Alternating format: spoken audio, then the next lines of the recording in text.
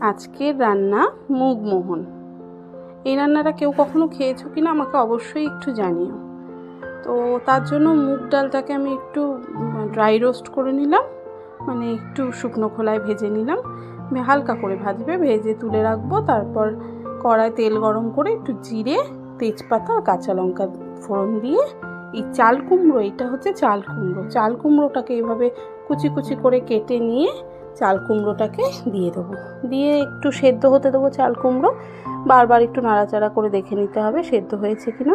যখন প্রায় 60% সেদ্ধ হয়ে যাবে তখন মুগ ডালটাকে ওপর থেকে দিয়ে একটু আদা গ্রেট করে দিতে হবে।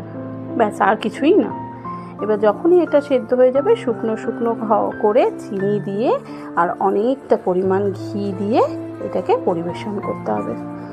এটা নিরামিষ দিনে করে খেয়ে দেখবে, প্রচণ্ড সুন্দর লাগে। আর যারা